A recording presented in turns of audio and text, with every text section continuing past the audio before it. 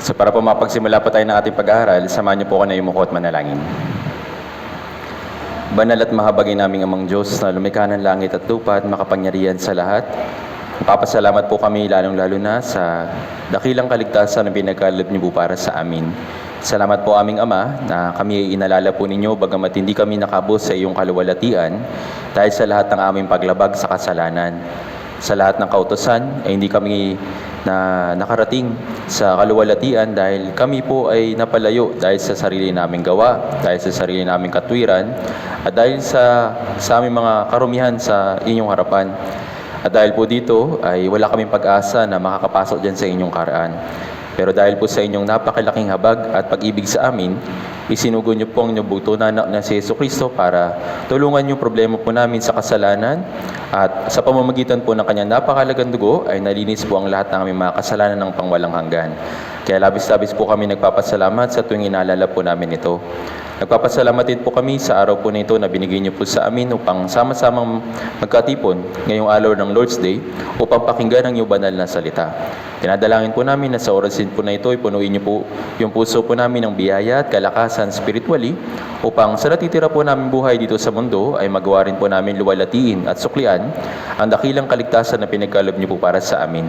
Bagamat hindi po namin ito matutumbasan, pero nawa sa pamamagitan po ng pamumuhay po namin dito sa mundong ito, magawa po namin luwalhatiin ito ang iyong banal na pangalan sa pamamagitan po ng pababahagi ng ebanghelyo sa mga ligaw na kaluluwa sa paligid po namin. Nakita po namin na itong mundo na ito ay pasama ng pasama at yung mga tanda ng katapusan ng panahon ay patindi ng patindi. At sinasabi nito sa amin na malapit na po kayong dumating. Kaya aming Ama, sa natitira po namin buhay dito sa mundong ito, kami po ng mga naligtas at tinubos, pakiusap, tulungan niyo po kami na makapamuhay ng ayon sa iyong kalooban at hindi po kami maging kahiyahiya kapag kayo ay muling dumating.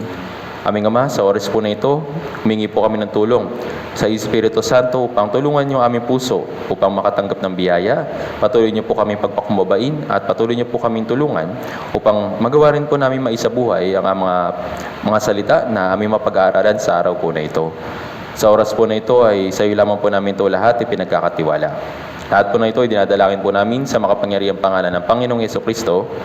Amen. So buksan po natin sa ating mga Biblia sa 2 Korinto chapter 13.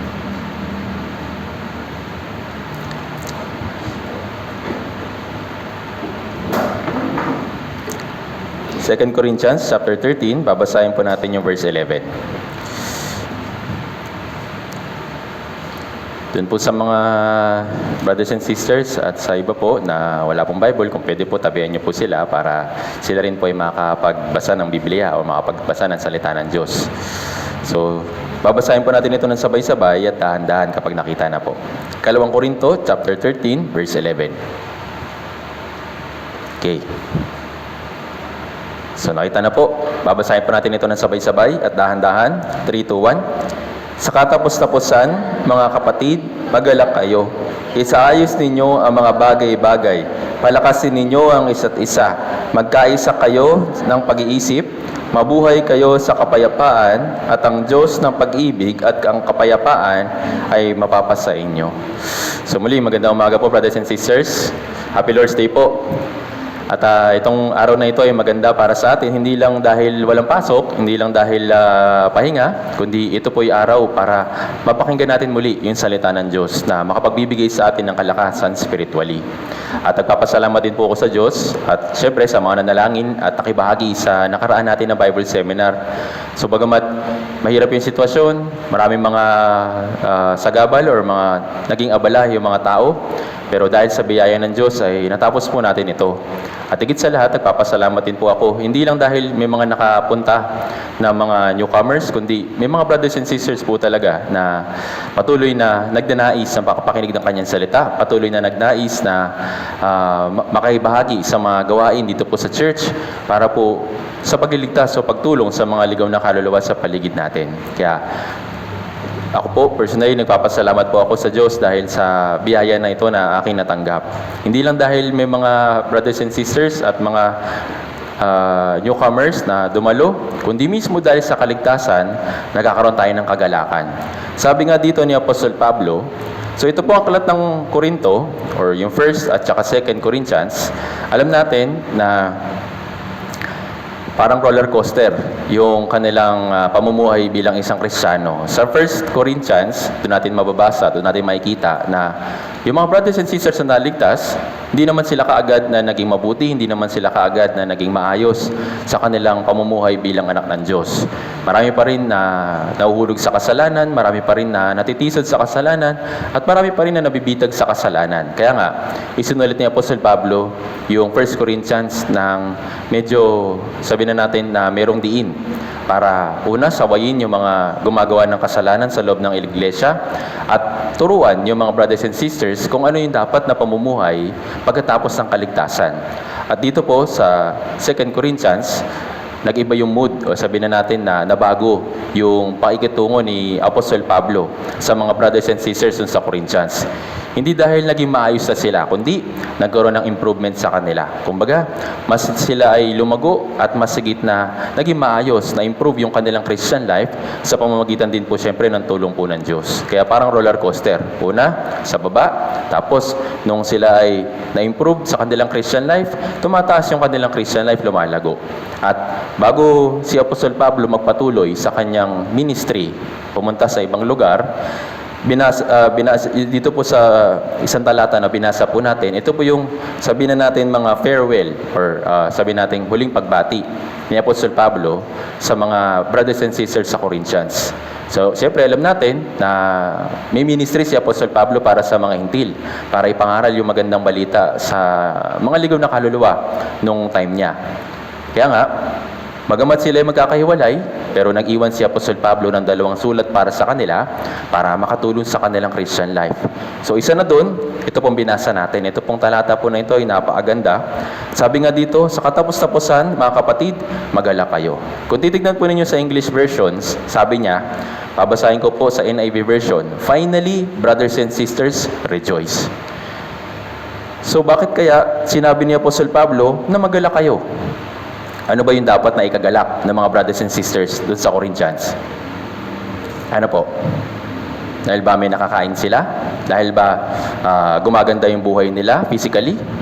Ano ba yung isang bagay na makapagbibigay sa kanila ng kagalakan na pangwalang hanggan? Ito po yung kaligtasan na natanggap po nila. Yun po yung isang bagay na dapat natin ikagalak.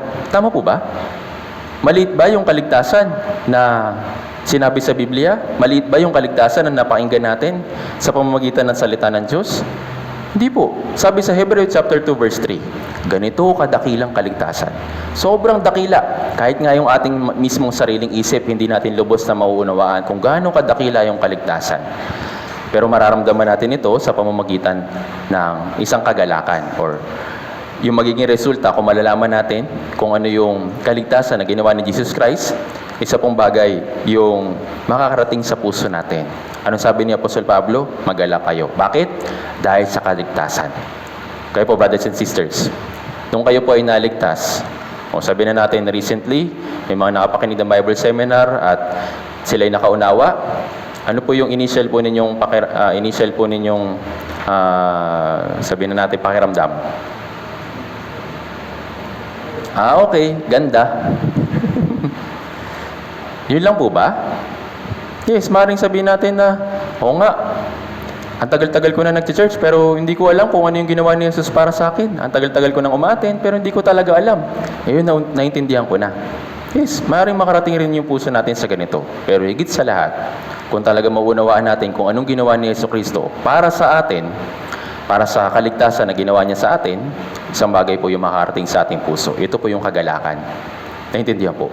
Kaya nga sinasabi sa atin ni Apostol Pablo ng Biblia, sa katapos-tapusan, brothers and sisters, rejoice. Naintindihan po. Magalak. Ibig sabihin ng magalak ay magdiwang dahil sa isang bagay. Magalak dahil sa isang pangyayari. Naintindihan po. Kung yung kaligtasan ay nakarating sa ating puso, siyempre naturally, yung puso natin ay magkakaroon ng kagalakan. Siyempre, alam natin na dahil nga yung kaligtasan ay hindi ayon sa gawa, meron din tayong puso na mapagpasalamat. Kalakip ng kagalakan ay pagpapasalamat. Hindi ka lang pwedeng magalak ng walang dahilan. Tama po ba? Hindi ka lang pwedeng maging masaya ng wala lang. Anong tawag sa'yo kapag ganon? Medyo-medyo. Kung alam natin yung isang bagay na malinaw at naaayon sa katotohanan at ito yung ating naramdaman, naturally, lalabas sa puso natin yung pagpapasalamat. Naintindihan po. Kundi lang dahil sa kaligtasan, kung hindi dahil sa kahabagan ng Diyos, kung hindi dahil sa pag-ibig ng Diyos, tayo ngayon ay nasa ilalim pa rin ng isang buhay na napakamiserable. Bakit? Dahil sa kasalanan. Kahit na anong try natin, tama po ba? Kahit na anong try natin, nahanapin yung kagalakan, kahit na anong try natin, nahanapin yung kagalakan sa tao, sa sitwasyon, o kahit naman sa lugar. Yung kagalakan na nakukuha natin doon, pansamantala lang. Tama po ba? Pero kapag nahanap natin yung tunay na kaligtasan, yung kagalakan nito ay nananatili.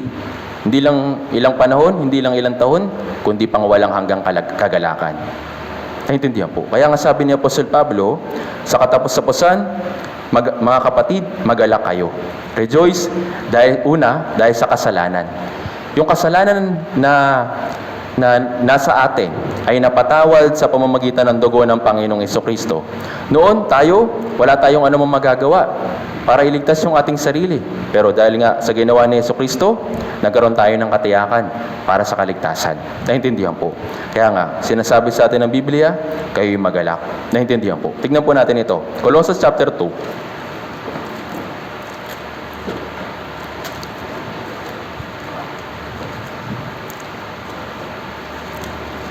Colossus chapter 2 verse 13 hanggang 14. Colossus chapter 2 verse 13 hanggang 14. Basahin po natin ng sabay-sabay. 3, 2, 1. At kayo'y mga patay dahil sa inyong mga kasalanan at sa di pagtutuli ng inyong laman ay kanyang binuhay kayong kasama niya nang ipinatawad niya sa inyo ang lahat ng mga kasalanan na pinawi ang sulat kamay na laban sa atin na nasa mga tuntuning salungat sa atin at ito'y kanyang inalis at ipinako sa krus. Ito po isang dahilan kung bakit dapat tayo magalak. Bakit? Anong sabi dito? Kayo'y mga patay dahil sa inyong mga kasalanan. Ito po yung kalagayan natin sa harapan ng Diyos. Pero ipinatawad niya sa inyo ang lahat ng mga kasalanan. Ngayon, dahil napatawad yung ating mga kasalanan, ano po yung initial na pwede nating maramdaman? Kagalakan. Naintindihan po. Dahil sa pag-aalis, dahil sa pagpapatawad na ginawa ni Hesukristo sa lahat ng ating kasalanan, nagkakaroon tayo ng kagalakan. Naintindihan po. Hindi lang po yun. Hindi lang po pinatawad yung kasalanan natin. Sabi dito sa verse 14, na pinawi ang sulat kamay na laban sa atin na nasa mga tuntuning salungat sa atin. Sabi dito, pinawi ang sulat kamay na laban sa atin na nasa mga tuntuning salungat sa atin. Ito po'y kanyang inalis at ipinako sa krus. Hindi lang po niya pinatawad yung kasalanan natin. Higit pa doon. Ano pong sabi dito? Pinawi. Inalis. Saan niya ipinako? Kasama niya doon sa krus. Naintindihan po. Ito ay para matulungan tayo sa pag-aalis sa kasalanan natin, kinuha niya ito at pinasan sa kanyang likod at ipinako kasama yung krus. Naintindihan po. Hindi lang po si Hesukristo nabigatan dun sa krus, literally. Yes, siyempre yung kahoy na pinasan niya na krus ay napakabigat. Pero higit sa lahat, ano po yung nakapagpabigat kay Hesukristo? Yung kasalanan ng sanlibutan. Yung kasalanan natin doon, kasali o hindi? Ilang kasalanan yung kasali? Imagine po ninyo, lahat ng tao sa buong mundo, kung sabihin na natin na yung value ng kasalanan natin sa buong buhay natin ay piso. Ngayon, yung mundo natin ay halos umabot na o yung Pilipinas na lang ay umabot ng ilang milyon na. Baka nga, sobra pa sa ilang milyon. Imagine po ninyo yung piso na ipapasan sa isang tao. Sabi natin, 100 million or 1 billion na piso. Ipapasan sa isang tao. Kaya-kaya niya? Kaya-kaya niya? Hindi, di ba? Tama po ba? Kasi sobrang bigat ng bagay na yon. Pero, higit pa doon, ano po yung napakabigat na pinasan ni Jesus doon sa krus? yung kasalanan ko, yung kasalanan natin. Naintindihan po? Sobrang bigat nun. Kaya nga, grabe yung pagdurusa na naranasan niya. Tama po ba? Hindi lang siya nasaktan dahil sa mga sugat, hindi lang siya nasaktan dahil sa mga pagkabugbog, hindi lang siya nasaktan dahil sa mga latay. Dahil sa kasalanan natin. Ito po yung nakapagpabigat mismong sa puso ng Diyos. Naintindihan po. Kahit nga yung mismo dun sa time o sa oras na si Jesucristo ay nakapako na dun sa krus, nakikita niya yung mga Roman soldiers, di ba? Nakikita niya yung mga tao na nanakit sa kanya. Pero ano pong sabi ni Jesus noong time po na yon? Ama, patawarin mo sila kasi hindi nila alam kung anong nilang ginagawa. Sobrang bigat ng kasalanan na ginawa natin sa harapan ng Diyos. Kaya ito po'y talagang grabe yung nagpaiyak. Grabe yung nagparusa kay Jesucristo. Pero, dun sa krus, nagkaroon ng kapatawaran ng kasalanan. Dun sa krus, nagkaroon ng pagpapawi ng kasalanan. At dun sa krus, naalis o napawi yung sulat kamay na laban sa atin. Para mas maintindihan po natin, yung verse po na ito, iyan ko po na example. Siguro naman, halos lahat sa atin, o baka nga lahat tayo, ay nakapangutang na, kahit man magkano. Nakapangutang na po ba kayo? Hindi po, wala pong issue kung malaki o maliit. Kung nakangutang ka na, alam mo, kung maintindihan mo yung i-explain ko. Bawat isa sa atin, halimbawa, merong isang bata na dahil nga sa kagustuhan niya na sabihin na natin na umusad sa buhay o kaya gumanda yung buhay. Kaso nga lang, naipit siya sa mga sitwasyon na talagang kinapos yung kanyang budget, kaya nangutang siya sa iba. Bawa sa isang tindahan, nangutang siya ng pagkain, ng mga pangailangan niya, school materials, yung mga bagay na yon, inutang niya. At dahil nga naiipit siya sa kahirapan, naiipit siya sa mga kagipitan, hindi niya mabayad-bayaran yung utang na ginagawa niya, yung pangutang na ginagawa niya. At sa sobrang tagal ng kahirapan na na-experience niya, patong-patong na yung utang niya dun sa tindahan. Sa tuwing nakikita niya yung tindahan, anong mararamdaman niya? Mahihiya, maalala niya na yung bigat ng utang na meron siya. Tama po ba? So dahil doon, lubos siyang nahirapan. Ngayon, nakita siya ng tatay niya. Nak, kamusta? Kamusta yung school? Kamusta yung pag-aaral mo? Ito tayo, medyo mahirap. Talagang dami kong ginagawa, dami kong kailangan gawin, dami kong kailangan tapusin. At ngayon, kinakapos na ako ng budget. Nangutang na ako dun sa tindahan na malapit sa atin. Sabi ng tatay, ganun ba? Magkano na ba yung utang na nautang mo dun? Tay, medyo malaki na eh. Hindi ko na kayang bayaran. Ganun ba? Sige, hanapan natin ng paraan. So lumipas yung araw. Itong bata na to ay talagang, yung puso niya ay talagang bigat na bigat dahil sa mga utang na nagawa niya or mga pagkakautang na nagawa niya. At hindi niya alam, isang araw, yung tatay niya, binayaran lahat ng utang niya. Umuwi siya, na dala-dala pa rin yung isip o yung kaisipan na may utang siya. So lumipas yung araw at napansin siya ulit ng tatay niya, anak, bakit parang malungkot ka pa rin? Ano nangyari? So sabi niya, tay, dahil sa utang, hindi ko pa rin mabayaran eh. Tapos naalala ng tatay niya, oo nga pala, nabayaran ko na yung utang mo. Anong kaya mararamdaman ng bata? Masaya siya, tama po ba? Sabi ng tatay, pasensya na, hindi ko nasabi kaagad kasi naging busy lang din. Ito yung resibo ng pagkakautang mo dun sa tindahan, nabayaran ko na, paid in full. Yan. Siya, nung bata, nakita yung resibo at anong initial reaction na mararamdaman niya? Masaya o malungkot pa rin? Masaya na, tama po ba? Pero itong bata na ito nagduda. Sigurado ba talaga si tatay na nabayaran itong utang ko? Parang hindi ako naniniwala kasi ang laki ng halaga ng pera na to. Pero tinignan niya ulit, may resibo eh. Tanong ko nga dun sa tindahan kung talaga nabayaran niya. So pumunta siya dun sa tindahan, sabi niya, Ale, may utang ako sa inyo, di ba? At medyo matagal na, hindi ko na nababayaran. Tapos sabi nung Ale, oo, pero huwag ka mag-alala, nabayaran na ng tatay mo. So ito yung listahan na nautang mo, tas kinross out ko na. para maipakita na nabayaran na ni tatay mo. So lahat ng utang kinross out na as binigyan yung tatay ng resibo.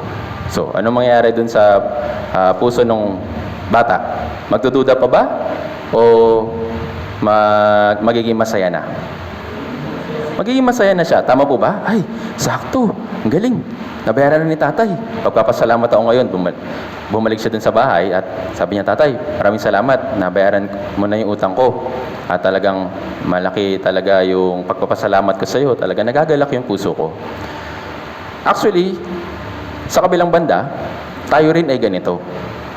Nabuhay tayo ng punong-puno ng kasalanan at sobrang bigat. Hindi natin kayang maayos. Tama po ba?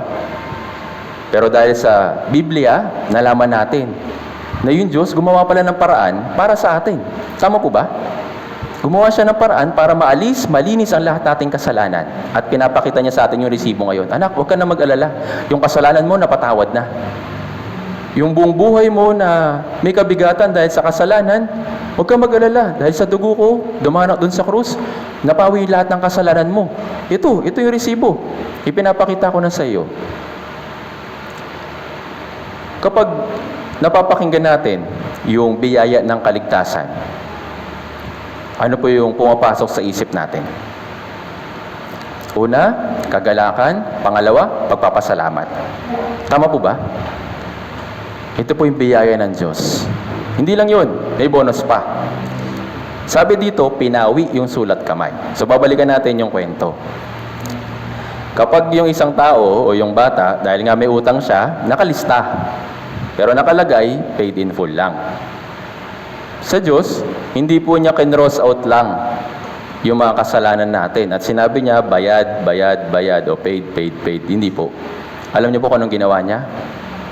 Pinunit niya yung listahan ng ating pagkakautang at sa harapan ng Diyos, parang hindi tayo nagkaroon ng kasalanan kahit na isa.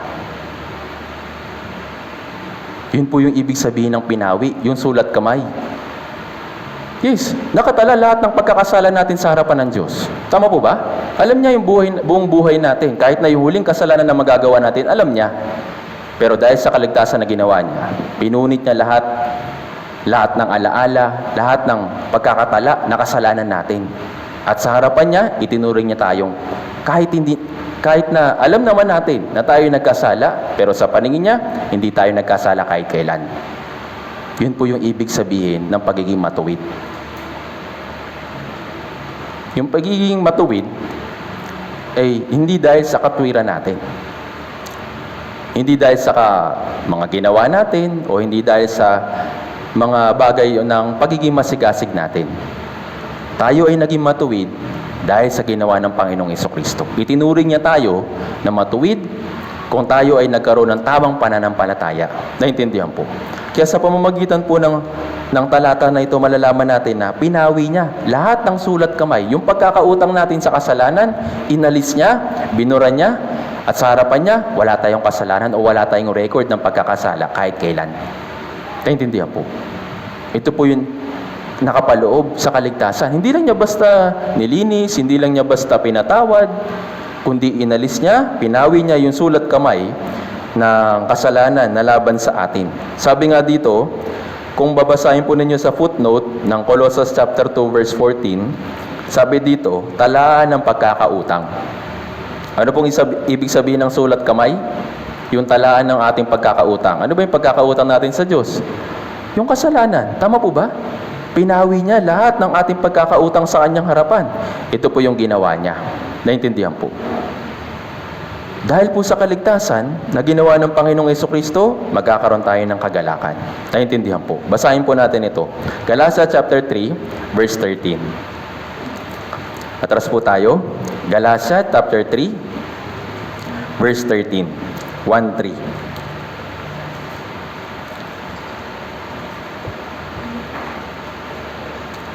Basahin po natin ng sabay-sabay. 3-2-1. Tinubos tayo ni Kristo mula sa sumpa ng kautusan nang siya'y naging sumpa para sa atin, sapagkat nasusulat, sumpain ang bawat binibitay sa punong kahoy. Sabi dito, tinubos. Meron siyang ibinayad. Ano po yung ibinayad niya? Para matubos yung ating pagkakasala? Yung kanya mismong dugo. Yung kanya mismong buhay. Naintindihan po. Sa pamamagitan po ng biyaya na ito, is makarating sa atin yung kagalakan na pangwalang hanggan. Tinubos niya tayo mula sa pagkakasala. Naintindihan po? Tinubos niya tayo mula sa kasalanan na nakapagpabigat sa atin. At dahil sa katotohanan na ito po yung nagpalaya sa atin sa pagkaalipin sa kasalanan. Sabi sa John chapter 8 verse 32, ang katotohanan at inyong malalaman ng katotohanan at ang katotohanan na may papalaya sa inyo. Sa pamamagitan po ng katotohanan na ito, naalis tayo dun sa pagiging alipin ng kasalanan. Naintindihan po? Ito po yung ginawa ni Jesus. Tayo pong lahat ay napalaya. Naintindihan? Tingnan po natin ito. Roma chapter 6, verse 22.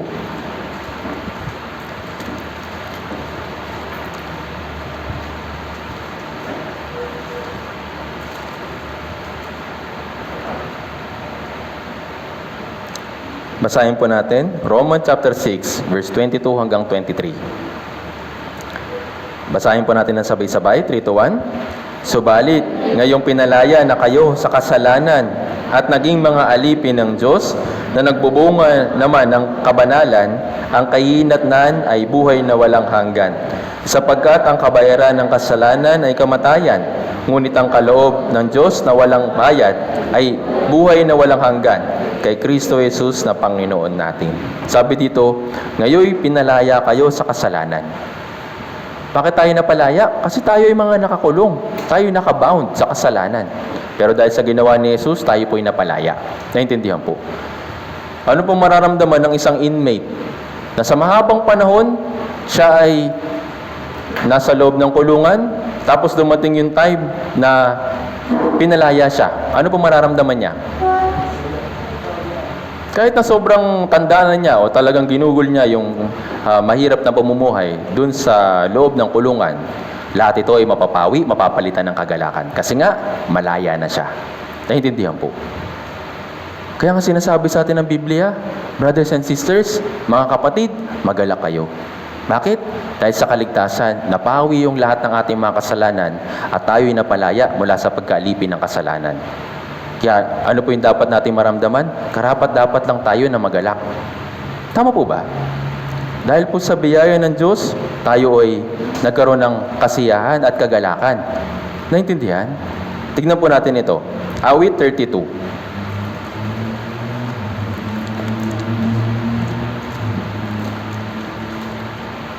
Awit 32, verse 11.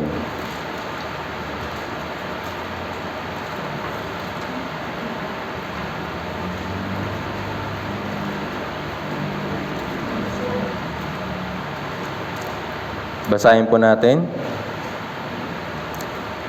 Awit 32, verse 11. Basahin natin ng sabay-sabay. 3, 2, 1. Magsaya kayo sa Panginoon at magalak kayong matutuwid. At sumigaw sa kagalakan kayong lahat na matutuwid sa puso. Yung mga tao na nakatanggap ng kaligtasan, natanggap yung buhay na walang hanggan, itinuring silang matuwid. Kaya nga, ano po yung mga reaksyon nila o ano po yung sinasabi sa atin ng Biblia? Sumigaw ka sa kagalakan, kayong lahat na matutuwid sa puso. Ito po yung sinasabi sa atin ng Biblia. Bakit? Dahil sa kaligtasan na ginawa niya. Hindi dahil sa atin, hindi dahil sa ating sigasig, kundi dahil sa kanyang sigasig, dahil sa kanyang katwiran, dahil sa kanyang pagnanais na lahat ng tao ay maligtas at makarating sa katotohanan. Ito po yung nalaman natin sa Biblia. Kaya sabi dito, magsaya kayo sa Panginoon. Rejoice in the Lord. Kaya sa pamamagitan po ng kaligtasan, napawi yung ating sulat kamay na kasalanan sa harapan ng Diyos. Yung talaan ng pagkakautang ng kasalanan, napawi. Naintindihan po? Ngayon, hindi lang niya pinawi, hindi lang niya tayo itinuring na matuwid, kundi inari din niya tayong ganap. Kaya na-explain ko po kanina, sa harapan ng Diyos, dahil tayo ay nanampalataya, itinuring niya tayong hindi nagkasala kahit kailan. Kung titignan natin yung sarili natin, alam natin na may kasalanan tayo. Tama po ba? Pero sa harapan po ng Diyos, hindi niya inaalala yung ating mga kasalanan. Alam niyo po yung selective amnesia? Alam niyo po yun? Mayroong isang pangyayari sa isip mo na talagang parang hindi mo na maalala, kahit na-experience mo, kahit na talagang naramdaman mo, pero hindi mo siya maalala. Ganun po yung ginawa ng Diyos sa kasalanan natin. Ano pong sabi sa Hebreo chapter 10 verse 17?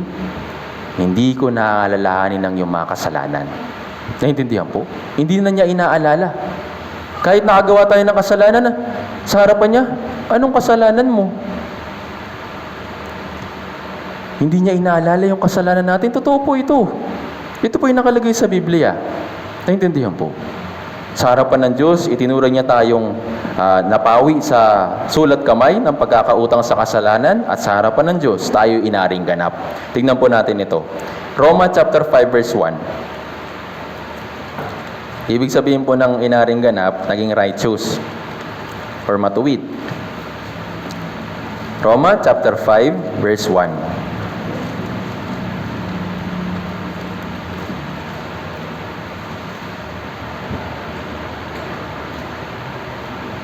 Basahin po natin.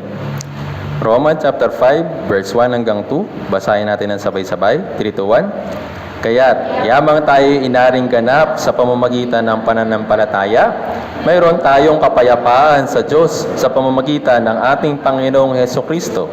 Sa pamamagitan niya'y nakalapit tayo sa biyayang ito na ating pinaninindigan, at nagagalak tayo sa pag-asa ng kalawalatian ng Diyos.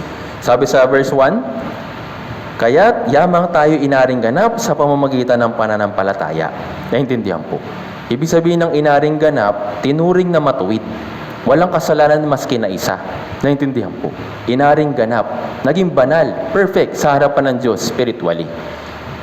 Ito po yung first stage ng kaligtasan. Naintindihan po. Itinuring niya tayo mga ganap, itinuring niya tayo matuwid. Walang sala sa kanyang harapan. Dahil sa ginawa lang ng Panginoong Hesukristo. Kaya nga sabi dito, sa pamamagitan niya ay nakalapit tayo sa biyayang ito na ating pinanindigan, at nagagalak tayo sa pag-asa ng kalawalatian. Naintindihan po. Kaya nga sabi sa verse 3, basahin po natin. At hindi lamang gayon, kundi nagagalak rin tayo sa ating mga kapigatian, sa pagkaalam na ang kapigatian ay nagbubunga ng pagtitiis. Yes, sa buhay natin dito, bagamat yung buhay natin, mayroong pagdurusa, mayroong mga kahirapan, pero kung iisipin natin palagi yung kaligtasan na ginawa ni Hesukristo para sa atin, mapapalitan po ito ng kagalakan. Naintindihan po? Tama po ba? Ito po yung nakalagay sa Biblia. Kaya't yamang tayo inaring ganap sa pamamagitan ng pananampalataya. Mayroon tayong kapayapaan sa Diyos. Kaya kung sino man yung naligtas, kung sino man yung nagkaroon ng tunay na pagkaunawa at pananampalataya sa Ebanghelyo, nagkakaroon sila ng walang hanggang kapayapaan, walang hanggang kagalakan. Naintindihan po. Walang anumang mamahaling bato or mga jewels yung pwedeng pumalit sa ganitong klaseng biyaya ng Diyos para sa atin. Naintindihan po. Pero bang mas hihigit pa sa kaligtasan na binigay ng Diyos? Yung nakaraan po, kung napapanood po ninyo sa mga balita, mayroong isang tao na nanalo siya ng laking halaga ng pera sa loto. Nabalitaan niyo po yun? Yung $80 million. Kinumpute ko po siya, 4 trillion, 4 billion na yung ano niya, yung halaga ng pera i-convert. Kung ikaw yung mananalo nun, ano mararamdaman mo? Baka hindi ka lang maging masaya. Grabe, baka maiyak ka pa sa sobrang galak. Tama po ba? Pero, yung halaga ng pera na yon, mauubos o hindi? Kahit na siya yung mauna na mamatay, hindi niya mauubos-ubos yun. Uubos lang doon itong mundo na ito. Tama po ba? Kapag tinupok na yung Diyos sa apoy. Ngayon, yung kaligtasan, mapapalitan ba ng ganong kalaking halaga ng pera? Ito po yung tunay na kagalakan. Ito po yung tunay na kapayapaan. Yes, ano naman? Kung magkaroon siya ng ganong kalaking halaga ng pera, kung yung kaluluwa naman niya ay mapupunta sa impyerno, anong silbi? Tama po ba? Pero tayo, kung wala man tayo ng $80 million, pero yung buhay naman natin, sigurado sa langit, wala bang kagalakan? Okay, isa lang sumagot. Paano po yung iba?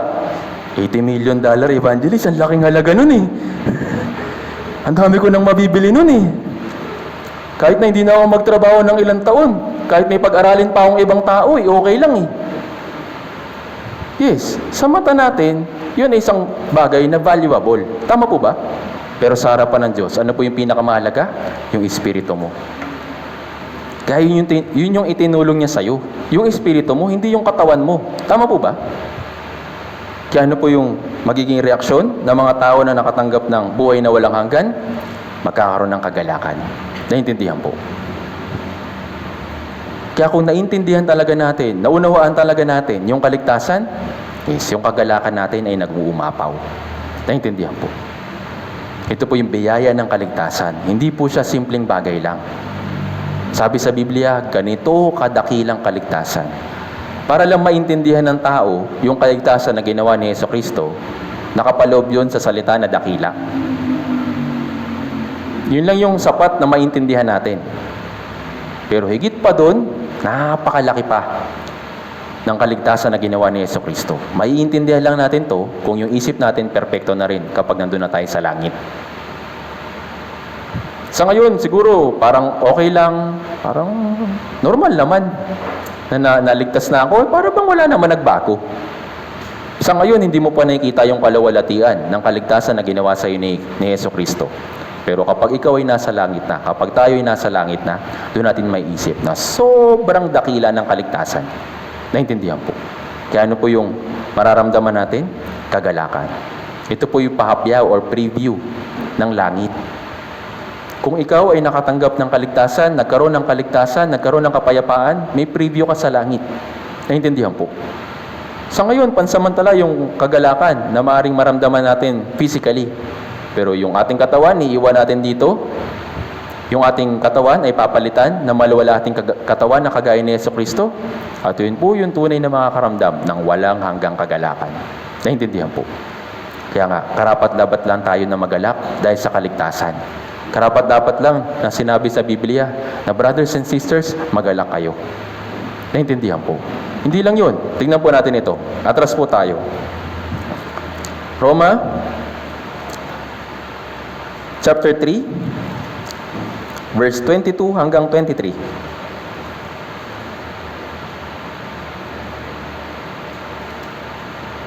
Basahin po natin. Roma chapter 3, verse 22 hanggang 23 po muna. Pwede po pakibasa. 3, 2, 1.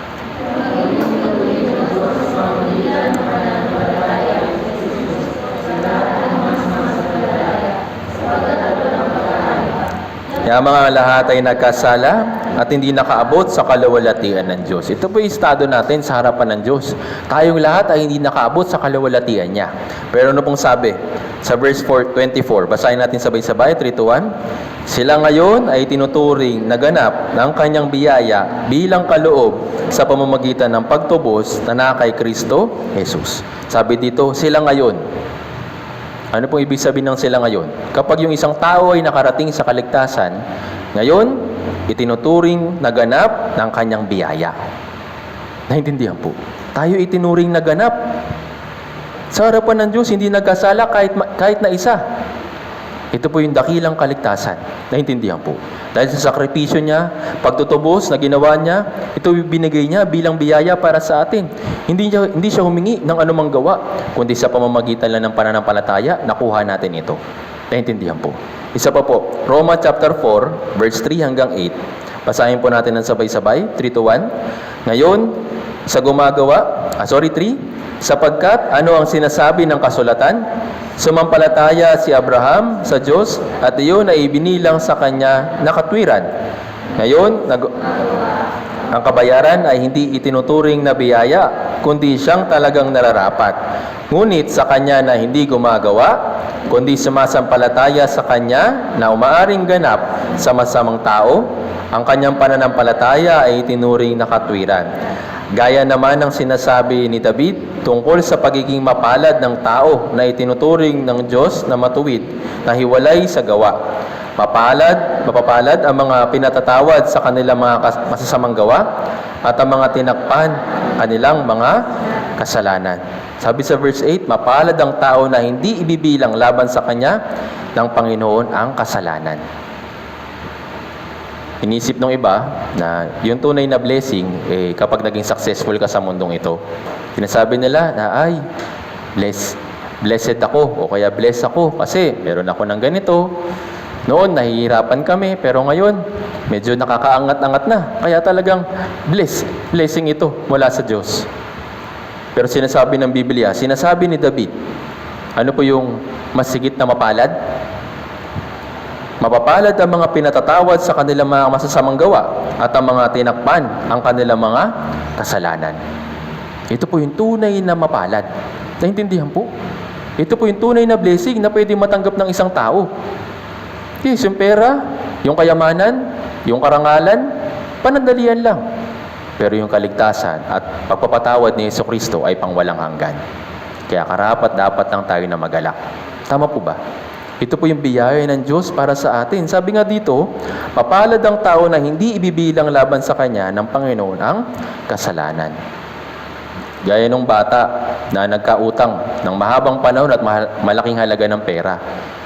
Mapalad siya dahil nakaalis siya dun sa kabigatan ng pagkakautang niya. Dahil sa nabayaran na ng kanyang tatay yung pagkakautang niya dun sa tindahan. Naintindihan po. Siya'y mapalad physically. Pero higit sa lahat, tayo po ay mapalad spiritually. Naintindihan po. Kaya ano po yung dapat natin maramdaman? Kagalakan. Naintindihan po. Hindi po ito dahil sa atin, hindi dahil sa sigasig natin. Actually, yung iba sinasabi, salamat po, naligtas ako dahil napakinggan ko po yung Bible seminar. Salamat po, naligtas ako dahil po kay Pastor A, kay Evangelist B. Yung tao ba yung nagliligtas? Yung mga slides ba sa PPT, yung nakapagliligtas? Hindi po. Tanging sa pamamagitan lang ng ginawa ni Jesus, tanging sa pamamagitan lang ng kanyang dugo, mayroong kaligtasan. Naintindihan po. Kung hindi mananampalataya yung tao, nananatili siya sa pagkaalipin, nananatili siya sa kahirapan ng kasalanan, kabigatan ng kasalanan. Naintindihan po. Ito po yung naging kalagayan po natin pagkatapos na ating maligtas. Naintindihan po. Isa po, tignan po natin ito. Isaiah 53 verse 11.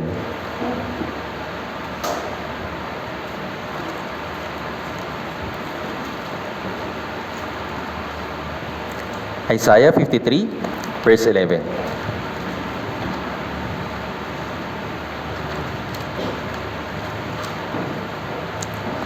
Sorry po, bago po yun, Romans chapter 5 verse 19 po muna. Bago natin puntahan yung Isaiah 53 verse 11. Romans chapter 5 verse 19.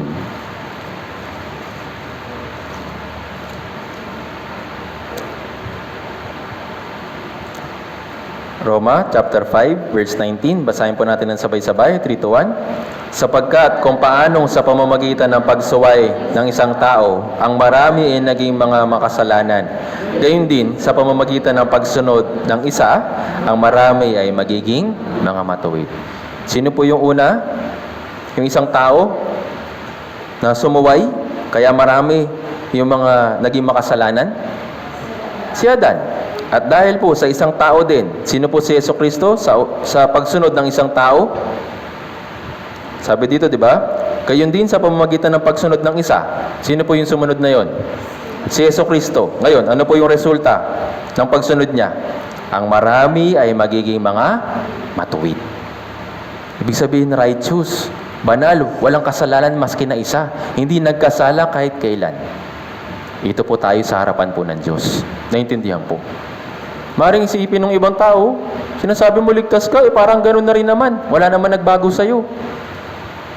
Sa mata nila, hindi po nila nakikita yung value ng isang tao na naligtas. Pero sa harapan po ng Diyos, ito po tayo. Ito po yung ating identity. Naintindihan po. Ito po yung ating kalagayan sa harapan ng Diyos ngayon. Kung yung titignan lang natin yung puso natin, yung sarili nating understanding, maisip talaga natin na ang dami-dami nating kasalanan, ang dami-dami nating pagkakamali, ang dami-dami nating paglabag. Pero, mahalaga pa ba yun sa harapan ng Diyos? Ano sasabihin ng Diyos sa atin? Huwag kang mag-alala. Inayos ko na yung problema mo sa kasalanan. Sasabihin ba natin, Diyos, hindi talaga nakikita ko talaga yung kasalanan ko eh. Ano mo sasabihin niya? Basahin mo ulit yung salita ko dito po sa Biblia. Kung hindi tayo magkakaroon ng pagkaunawa, kung hindi tayo magkakaroon ng tamang pananampalataya, hindi natin makukuha yung ganito kadakilang kaligtasan. Pero dahil nga tayo ay nagkaroon ng tamang pananampalataya sa paikinig, sa pamamagitan ng salita ni Kristo, yes, nakuha natin itong biyaya na ito. Inaring ganap, itinuring na matuwid, hindi ibinilang yung kasalanan, maski na isa. Naintindihan po. Ito po yung nakapaloob sa dakilang kaligtasan. At hindi lang yun, hindi lang tayo naligtas, hindi lang pinawi yung ating kasalanan, hindi lang tayo inaring ganap, hindi lang tayo itinuring na matuwid, kundi inalis din tayo mula sa kahatulan ng impyerno. Tignan po natin ito. Roma chapter 8.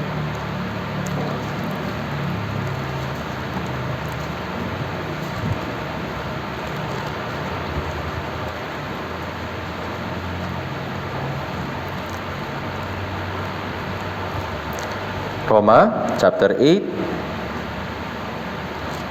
mula verse 1 hanggang 2. Basahin po natin ng sabay-sabay.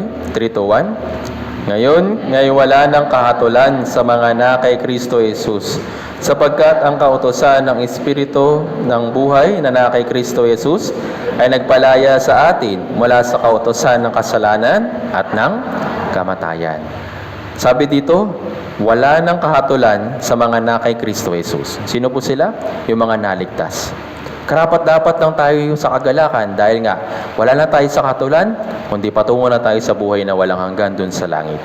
Imagine po ninyo yung isang tao na meron ng death sentence. Yung naka-schedule na mismo, yung kanyang kamatayan. Siya, mapapanatag pa ba yung puso niya? Kapag palapit na ng palapit, yung araw ng kamatayan niya? Hindi po. Hanggat maaari, kung pwede, sana, mapatawad ako, sana hindi ako mahatulan. Kahit na may nagawa akong kasalanan, pero sana hindi man ako maparusahan ng kamatayan. Yun po yung initial na mararamdaman ng isang tao. Naintindihan po.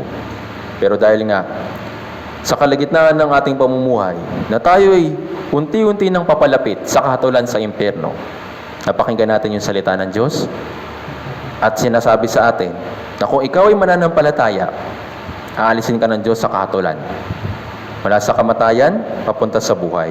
Sabi nga dito, ngayon nga'y wala ng kahatulan sa mga na kay Kristo Jesus. Naintindihan po. Sa harapan po natin, ito po yung kalagayan natin noon. Ang kautusan ng Espiritu na kay Kristo Jesus ay nagpalaya sa atin. Ano po ibig sabihin ng nagpalaya? Naalis mula sa kahatulan. Tama po ba? Naalis mula dun sa kabigatan. Kaya sabi sa John chapter 3 verse 18, ang sumasampalataya sa Kanya ay hindi hinahatulan. Ngunit ang hindi sumasampalataya ay hinatulan na. Kaya yung kahatulan sa kamatayan sa impyerno ay nakatakda na sa lahat ng mga tao kung sila ay hindi maliligtas. Pero kung sino man yung nanampalataya, kung sino man yung nagkaroon ng tunay na pananampalataya, naalis sila mula sa kahatulan ng impyerno. Naintindihan po. Tingnan po natin ito. John chapter 3 verse 36. 1 chapter 3 verse 36.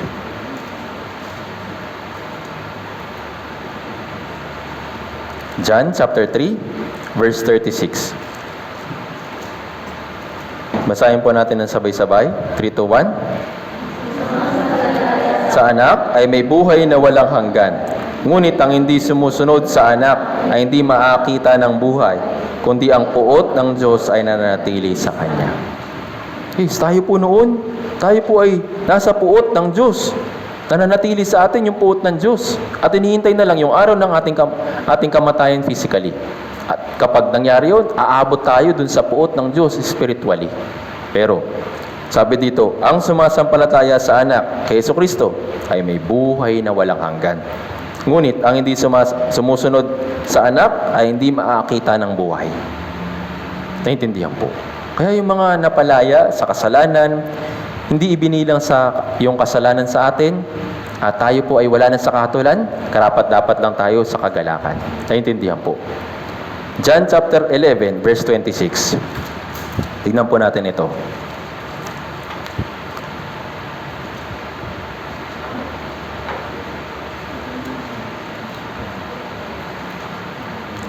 John chapter 11, verse 26.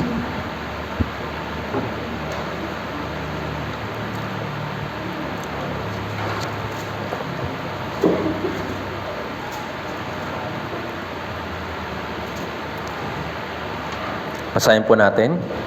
John chapter 11, verse 26. Basahin po natin sabay-sabay, 3 to 1. At ang bawat nabubuhay at sumasampalataya sa akin ay hindi mamamatay magpakailanman. Pinaniniwalaan mo ba ito? Yun, tinatanong tayo ng Biblia. Pinaniniwalaan mo ba ito? Ito po yung biyaya ng Diyos. Actually, kahit maniwala man tayo sa hindi, tinapos siya na. Yung problema natin sa kasalanan. Tama po ba? Hindi man natin alam noon yung kaligtasan na nakalagay sa Biblia, ginawa naman na niya para sa atin. Pero para malubos yung ating kagalakan, tinulungan niya tayo na makapakinig, tinulungan niya tayo na maunawaan, at nagkaroon tayo ng tamang pananampalataya. Kaya nga, ano pong sagot? Nung tinatanong sa verse 27, basahin natin sabay-sabay, 3 to 1. Sinabi niya sa kanya, Opo, Panginoon, sumasampalataya na Kristo, ang anak ng Diyos, na siyang darating sa sanlibutan. Kung mayroong pananampalataya, wala na sa kahatulan. Ito po yung na kay Kristo. Naintindihan po. Noon, tayo nasa dyablo. Tayo naging alipin ng gawa ng mga dyablo. Ng dyablo. Pero dahil sa kaligtasan, napalaya tayo doon. Naintindihan po. At wala na tayong kahatulan. Naintindihan po. Ito po yung biyaya ng kaligtasan. Kaya ano po yung mararamdaman ng isang tao na nakatanggap ng kaligtasan? Kagalakan. Naintindihan po. Tingnan po natin ito. Isaiah 61.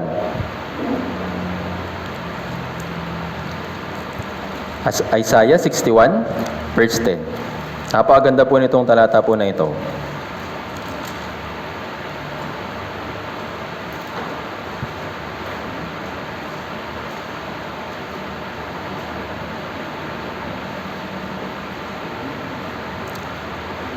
Basahin po natin Isaiah 61, verse 10.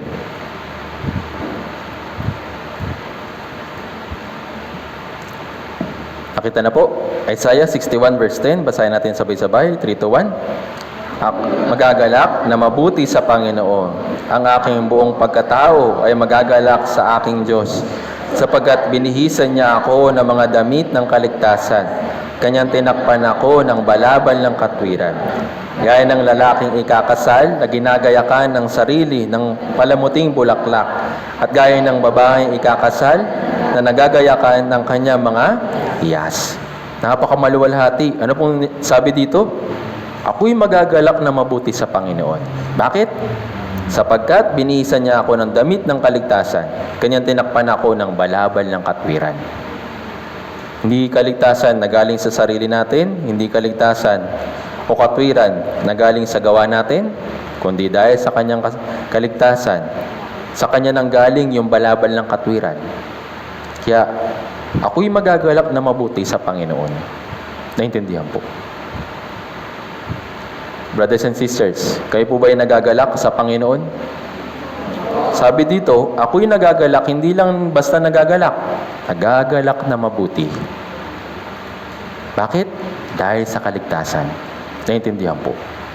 May mga ibang tao na maliit yung tingin sa kaligtasan. Inisip nila na kailangan pa rin nilang gumawa, kailangan pa rin nilang kumilos para maging 100% yung kaligtasan para sa kanila. Ito po yung iniisip at ito tinuturo po ng iba. Kapag yung iba, marami daw charity works. Kapag yung iba ay tumutulong sa ibang tao. Kapag marami silang ginagawa sa kanilang church, para bang pinagpapala sila. Para bang ang ganda-ganda sa paningin ng iba. Pero wala naman silang tamang pananampalataya. Kagaya lang sila ng mga tao na tatanggihan ng Diyos dun sa pintuan ng langit. Sasabihin sa kanila, Diyos, sasabihin nila sa Diyos, Diyos, marami kaming ginawa, marami akong itinulong, marami kaming ginawa sa pangalan mo. Ang dami naming feeding program, ang dami naming ginawa sa pangalan mo. Anong sasabihin ng Diyos? Sino ka? Hindi kita kilala. Gumawa ka ng mga kasamaan. Bakit? Hindi inuna yung kaligtasan. Hindi inuna naganapin yung kalooban ng Diyos dun sa langit. Mas inuna yung gawain ng tao. Mas inuna yung nakapagbibigay kaluguran sa tao. Hindi sa Diyos. Naintindihan po.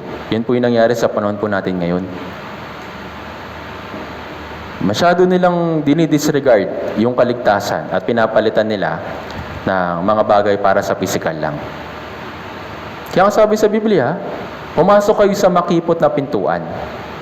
Dahil yun yung daan patungong buhay. Umiwas kayo dun sa daan na malapad kasi yun yung tungo sa kapahamakan. Kaya sabi sa Biblia, kakaunti lang yung maliligtas. Kasi konti lang yung nakakatagpo sa makipot na pintuan, which is si Jesus Christ. Bakit? Yung mga tao, hinahanap si Yesu Kristo para sa pisikal, material, at sa mga pangangailangan sa buhay. Pero hindi nila hinahanap si Yesu Kristo para sa buhay na walang hanggan. Pero mabuti na lang at tinulungan tayo ng Diyos. Inalis tayo ng Diyos dun sa mga ganong klaseng na pamumuhay. Sa pamamagitan ng tulong ng Diyos, ng Espiritu Santo, tinulungan niya tayo na makapakinig ng salita ng Diyos, kaya tayo nagkaroon ng tamang pananampalataya. Nabago yung ating direksyon. Naintindihan po. Hindi na patungo sa impyerno, kundi patungo na sa langit. Kaya nga sabi dito, ako'y magagalak ng mabuti sa Panginoon. Ngayon po, nagagalak po ba kayo ng mabuti sa Panginoon, brothers and sisters? Karapat-dapat lang na magalak tayo ng mabuti sa Panginoon dahil sa kaligtasan na ginawa niya sa atin. Naintindihan po. Hindi lang po yun, may bonus pa. Hindi lang niya tayo inalis mula sa kapahamakan sa impyerno, hindi lang niya tayo inaring ganap, hindi lang niya tayo pinatawad sa kasalanan, hindi lang niya tayo tinuring na matuwid. Binigyan din niya tayo ng malawalahating tahanan dun sa langit. Imagine po ninyo, di ba dito sa mundong ito, hirap na hirap yung mga tao na magkaroon ng mga bagay or possession. Tama po ba? Pinaghihirapan, pinagpapaguran, para lang ba may masabi na isang bagay na talagang sa kanila.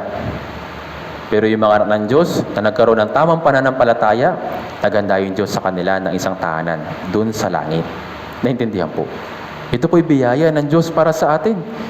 Meron ba tayong ginawa para magkaroon ng bahay sa langit? Naging masigasig ba tayo para paghandaan tayo ng Diyos ng bahay sa langit? Hindi po. Siya po yung naganda nito para sa atin. Naintindihan po. Nais niya na malubos yung ating kagalakan. Nais niya na tayo magalak na mabuti dahil sa kaligtasan na binigay niya para sa atin. Hindi lang po yun. Naka-ready na rin po yung ticket natin dun sa langit. Yes, nakahanda na yung bahay. Paano kung hindi ka naman pala makakapunta dun? Tama po ba? Pati yung ticket sa pagpasok sa langit, ibinigay na niya. Tingnan po natin. Filipos chapter 3.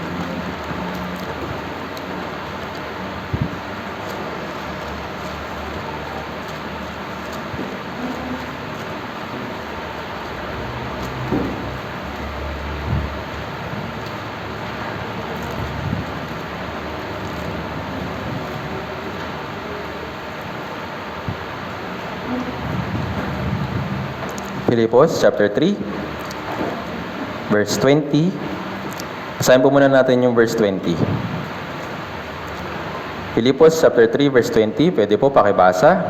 3 to 1.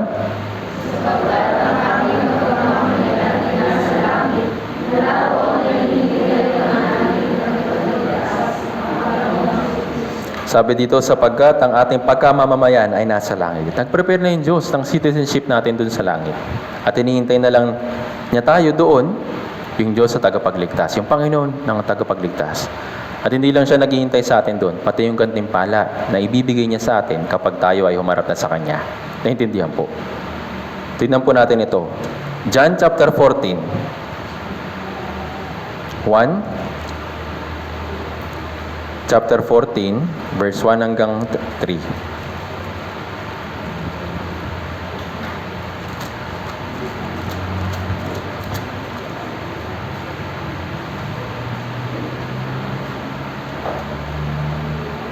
Basahin po natin ng sabay-sabay.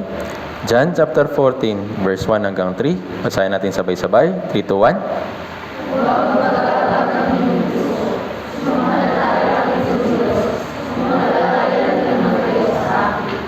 Sa bahay ng aking ama ay maraming tahanan.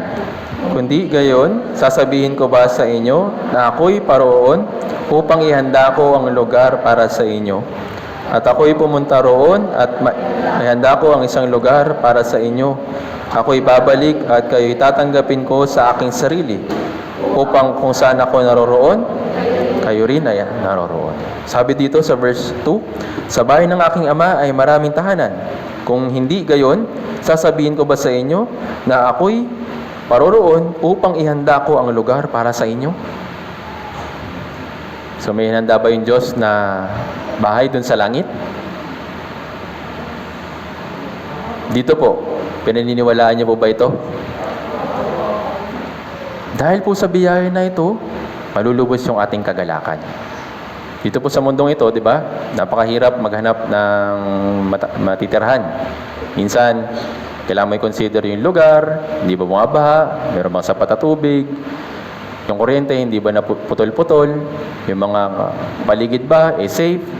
Dami kinoconsider ng mga tao dito sa mundong ito para lang sa lugar na pagtitirhan nila. Tama po ba? Pero sa langit, meron pa ba tayong i-consider? Kung na-prepare na ng Diyos lahat? Wala na. Kaya nga, sabi sa Biblia, malubos yung ating kagalakan. Naintindihan po.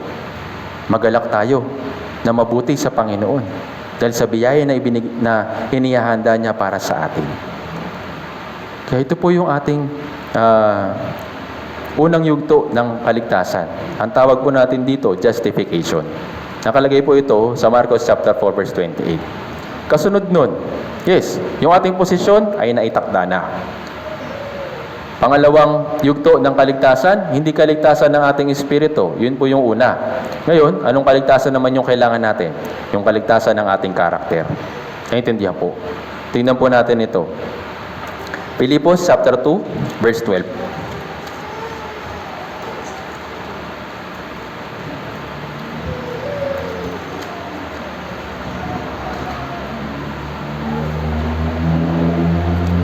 Pilipos chapter 2, verse 12. Basahin po natin ang sabay-sabay. 3, 2, 1. Kaya nga, mga minamahal ko, kung paano lagi ninyo akong sinusunod, hindi lamang sa harapan ko, kundi higit ngayon na ako'y hindi ninyo kasama, ay isagawa ninyo ang iyong sariling kaligtasan na may takot at panginginig.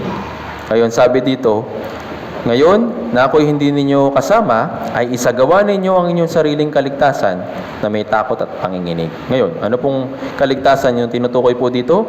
Yung pamumuhay bilang anak ng Diyos or yung sanctification. Naintindihan po? Yes, sa harapan ng Diyos, tayo tinuring na matuwid.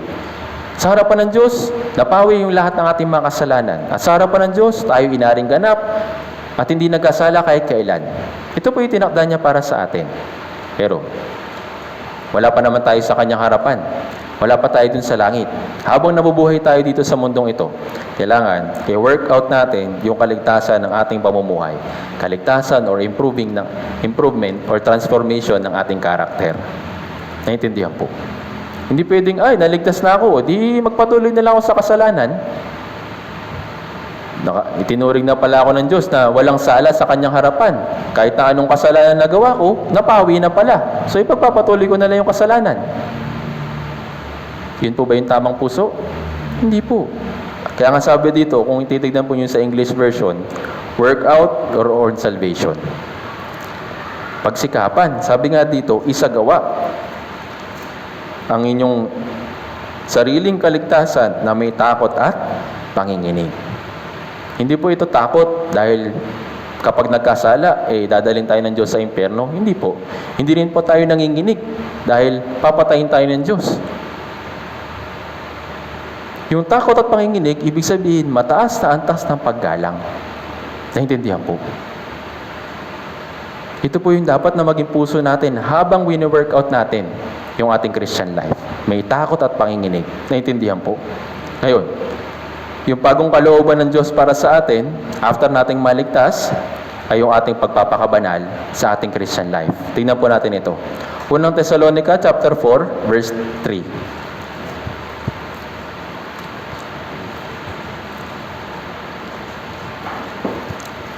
Unang Thessalonica chapter 4,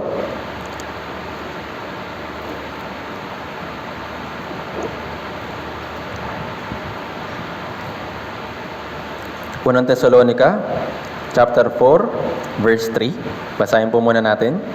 Kung nakita na po, basahin natin sabay-sabay, 3, 2, 1. Sapagkat ito ang kalooban ng Diyos, ang inyong pagpapakabanal, na kayo umiwas sa paikiapid. Yes. Pagkatapos ng kaligtasan, ito po yung panibagong kalooban ng Diyos para sa atin, yung pamumuhay ng may kabanalan. Kala ko ba, evangelist, itinuring na kaming banal sa harapan ng Diyos? Yes, opo. Yun po yung sa harapan ng Diyos. Paano po sa harapan ng ibang tao? Sabi sa Biblia na tayo yung ilaw ng mga sanlibutan. Ilaw ng sanlibutan. At tayo, dito sa pamumuhay na ito, ay dapat unti-unting maipakita si Kristo. After ba nating naligtas, kaya na natin maipakita yung attitude at katangian ni Jesucristo? Hindi po. Sabi ni Apostol Pablo sa Galatia chapter 4, nakaranas siya ng panganganak. Hindi po physical nakaranas siya ng panganganak para sa pag-encourage, para sa pag-guide, para sa pagtuturo sa mga brothers and sisters. Yung mga nanay, alam po ninyo yung pakiramdam ng panganganak. Tama po ba? Madali o mahirap? Ba't may sumagot na lalaki? Naramdaman mo na? Yes, alam natin, di ba? Yung nagle-labor, talagang may nakikita ng mga tatay na talagang kahirapan. Pero yung lubos na pakiramdam ng panganganak ay hindi malulubos ng isang lalaki. Hindi niya malulubos na maintindihan ng isang lalaki. Kasi nga ibinigay lang yun para sa mga babae.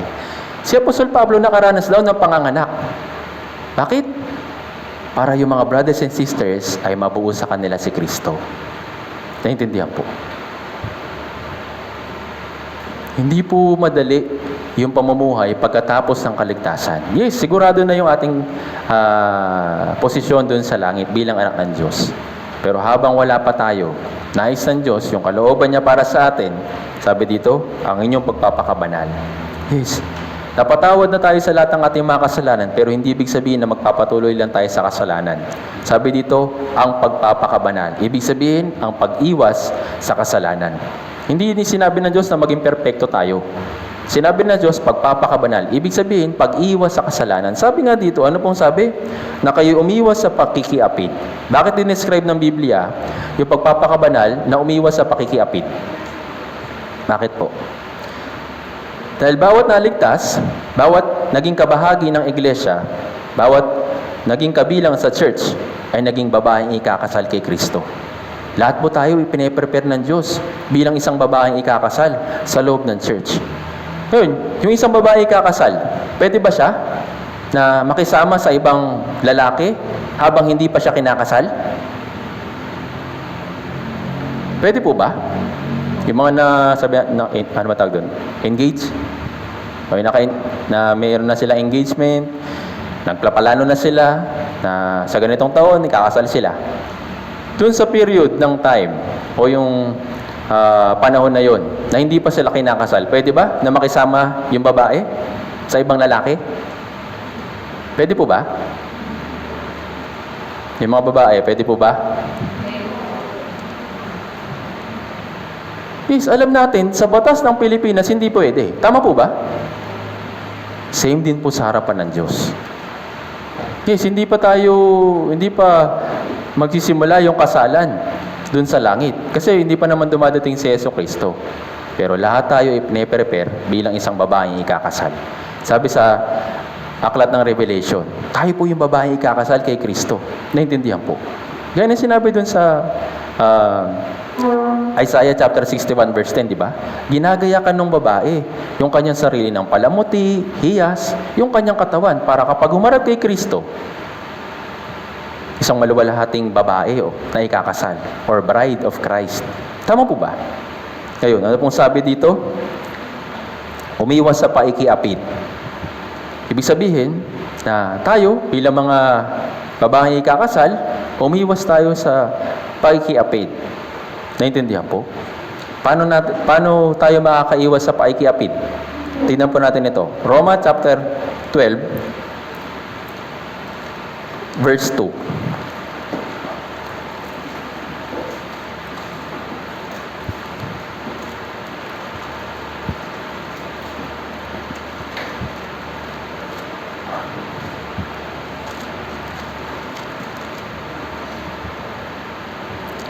Basahin po natin. Romans chapter 12 verse 2. Basahin po natin sabay-sabay. 3, 2, 1.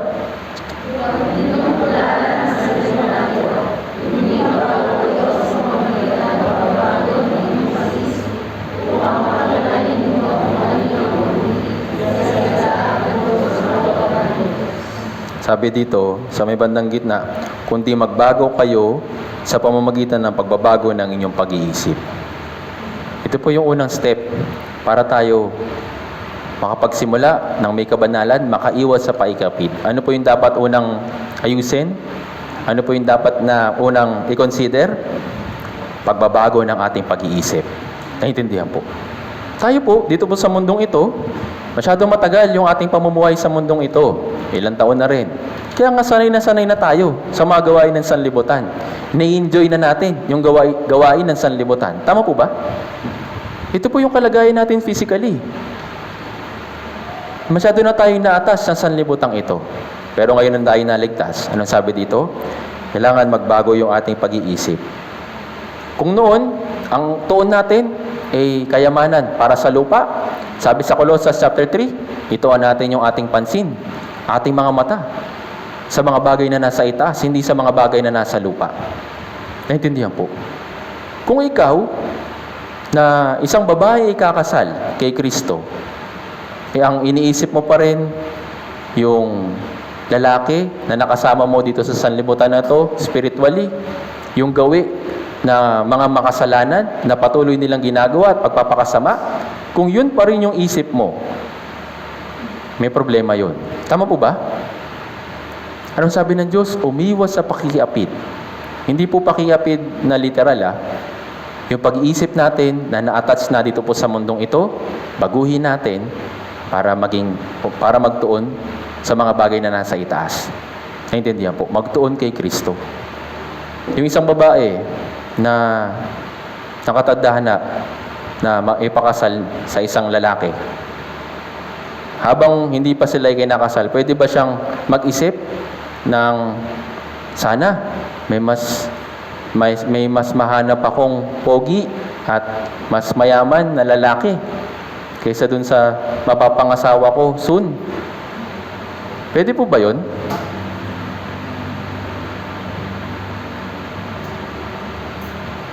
Dito po sa mundong ito, yes, mayroong mga nangyayaring ganun. Pero pagdating po sa ating Christian life, hindi po pwede. Naintindihan po. Kaya sabi, umiwas sa paikiapid. Paano? Baguhin natin yung ating pag-iisip. Yung ating pag-iisip, pinasama ng sanlibutan. Naintindihan po. Hindi tayo sanay sa mga bagay ng may kabanalan at para sa langit. Kaya nga, una dapat natin i-consider ay baguhin yung ating pag-iisip. Naintindihan po. Kung noon, sanay na sanay ka sa mga bagay ng sanlibutan, ikaw ay ngayon na naligtas, kailangan mong baguhin yung iyong isip. Isang example po dito, yung mga Israelita. Ilang taon po sila nanirahan sa Egypt? Sabi sa Biblia, 400 years. Imagine po ninyo kung gaano katagal sila na nanirahan doon sa Egypt. 400 years na silang naninirahan doon. Kaya nga yung gawin nila, yung practice nila, alam na nila. Sanay na sila doon sa mga ginagawa ng mga Egyptians. Kahit nga yung pagkain, gustong-gusto na rin nila. Pero nung sila ay naligtas, pinalis sila doon sa Egypt. Tama po ba? Anong sabi ng Diyos? Magbago kayo ng isip. Bakit? Hindi na yung bahay ninyo yung Egypt. Dadalhin ko kayo sa isang lugar na ipinangako ko para sa inyo. Ito yung Kanaan. Naintindihan po. Pero ano nangyari sa mga Israelita? Habang nasa paglalakbay, na sila ay nasa Egypt, nasa ilang, nung sila ay nakaranas ng iba't ibang mga kahirapan, walang pagkain, walang tubig, anong sabi nila? Bakit pa kami nilabas? Sana bumalik, dalhin mo na lang kami ulit sa Egypt. Kasi doon may pagkain, may sibuyas, may bawang, may pipino. Masarap yung higaan namin doon. Kahit na may pagkaalipin kami, kahit kami nasa ilalim ng pagkaalipin ng mga Egyptians, pero mas mabuti na yun, kesa naman dito, papatayin mo kami sa ilang. Ito po yung nangyari sa mga Israelita. Naintindihan po. Ganito yung naging puso nila. Kahit na mayroon ng ipinangako para sa kanila na mas mabuting tahanan, mas mabuting lugar para sa kanila, pero habang hindi pa sila nakakarating, ang iniisip pa rin nila, yung Egypt. Yung Egypt po, kumakatawan po ito sa sanlibutan. Ikaw na tao na papunta sa langit, iisipin mo pa ba? O magpupundar ka pa ba ng mga bagay na pwede mo magamit dito sa lupa? At eventually, iiwan mo rin naman? Pag-isipan po ninyo. Sabi kanina sa Biblia dito sa Romans chapter 12 verse 2, kundi magbago kayo ng inyong pag-iisip. Yung tuon natin ay dapat na nasa langit. Naiintindihan po. Hindi sa mga bagay na nasa lupa. Yes, for the meantime, pinapagamit ito ng Diyos para sa atin. Pinapahintulutan niya ito sa atin. Pero ikaw, balang araw ay haharap sa Diyos dun sa langit. Yung mga bagay na, yes, nagamit mo dito po sa mundong ito, iiwan mo rin. Ayaw ng Diyos na yung ating puso ay magtuon sa mga bagay ng lupa. Dahil ito po yung ipakikiapid spiritually. Naintindihan po. Honey, meron na akong pinrepare sa iyo na bahay. Kapag tayo nakasal, doon tayo titira na magkasama. Eh sabi ng babae, hindi, ayoko. Sanay ako sa bahay namin, doon sa lugar namin. Sanay na sanay ako doon, kaya doon ako titira kapag tayo ay ikinasal na. Pwede po ba yun? Kaya tayo inihahanda ng Diyos sa pagpasok sa langit habang nandito tayo sa sanlibutan, habang nandito tayo sa mundong ito, habang tayo nananatili sa church. Inihahanda tayo ng Diyos na masana yung ating isip sa mga bagay na nasa itaas, hindi sa mga bagay na nasa lupa. Kaya yun po yung una.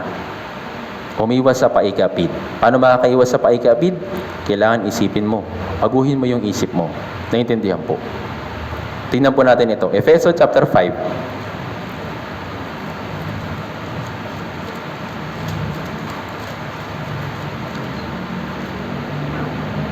Efeso chapter 5, verse 23 hanggang 27. Basahin natin sabay-sabay. 3, 2, 1. Sapagkat ang asawang lalaki, ang ulo ng asawang babae, gaya ni Kristo na ulo ng iglesia, na siya ang tagapagligtas ng katawan. Subalit, kung paanong ang iglesia ay napapasakop kay Kristo, gayon din naman ang mga asawang babae sa kanila mga asawa sa lahat ng mga bagay. Ang mga asawang lalaki, mahalin ninyo ang inyong mga asawa gaya ni Kristo na nagmamahal sa iglesia at ibinigay ang kanyang sarili alang-alang sa kanya upang kanyang pakabanalin siya na nililinis sa pamamagitan ng paghuhugas ng tubig sa salita upang kanyang maiharap sa kanyang sarili ang isang maluwalhating iglesia na walang batik o kulubot o anumang gayong bagay kundi siya ay maging banal at walang dungis. Gayon din naman, nararapat ibigin ng mga asawa, lalaki, ang kanya-kanyang sariling asawa, gaya ng kanilang sariling mga katawan. Ang umiibig sa kanyang sariling asawa ay umiibig sa kanyang sarili. So ito po ay dinedescribe ni Apostol Pablo kung ano yung pagmamahal ng isang lalaki sa isang babae. So yung babae, ay yung asawang lalaki, mamahalin niya yung kanyang asawang babae. At ganoon din, yung asawang babae, mamahalin niya yung kanyang asawang lalaki. At sabi dito, sa verse 32, ang hiwagang ito ay dakila. Subalit, ako ay nagsasalita tungkol kay Kristo at sa iglesia o yung church. Kung paano tayo minahal ni Jesucristo, kahit na tayo miserable makasalanan, iniligtas pa rin niya tayo, pinaring ganap, ginawang matuwid, pinawi lahat ng ating mga kasalanan, minahal niya tayo ng higit sa lahat. Ngayon, sinasabi sa atin ng Diyos na magbago tayo sa ating pag-iisip at mahalin si Jesucristo ng lubos. Naintindihan po. Ito po yung pinaghahandaan po natin dito po sa mundong ito. Kaya nga, habang nandito tayo sa mundong ito, patuloy tayong tinutulungan ng Diyos para magbago yung ating mga pag-iisip. Naintindihan po.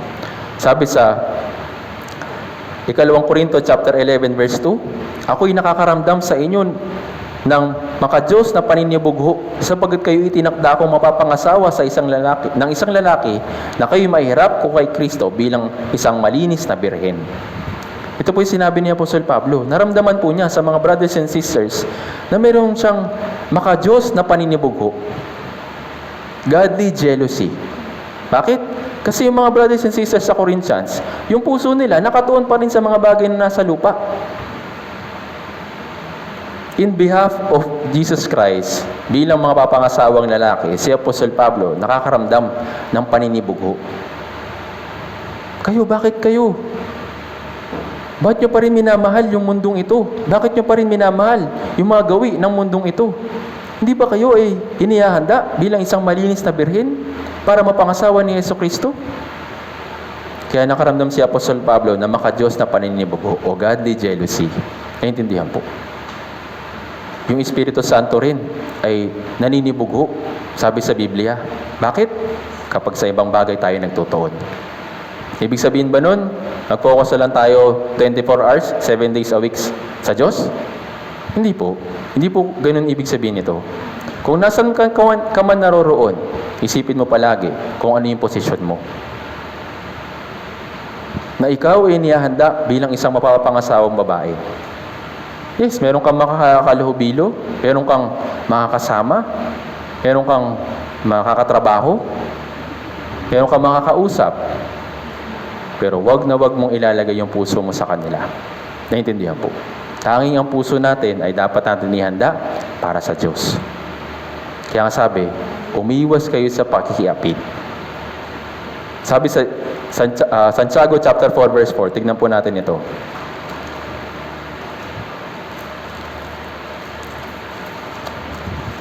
Para mas maintindihan po natin. Santiago chapter 4 verse 4. Basahin po natin ng sabay-sabay. 3, 2, 1. Mga mangalunya, hindi ba ninyo nalalaman na ang pakikipagkaibigan sa sanlibutan ay pakikipag-away sa Diyos?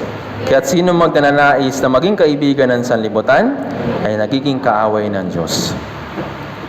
Ito po yung sinabi ng Biblia. Sabi dyan, mga mangangalunya. Sino sila?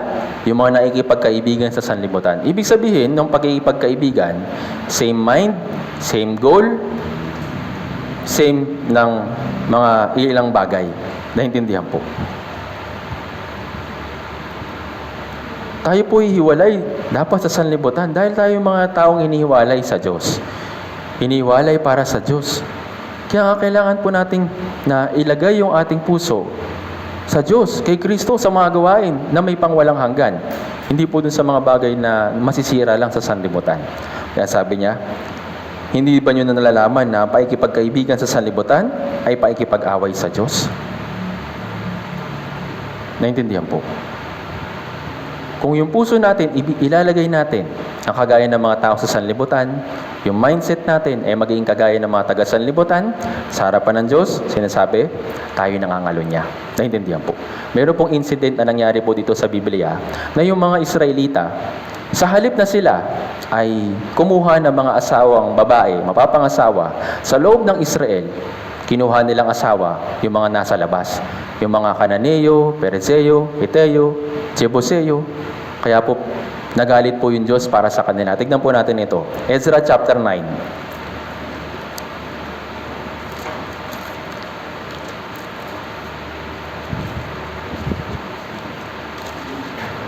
Ezra chapter 9, basahin po muna natin yung verse 1 hanggang 5. Ezra chapter 9,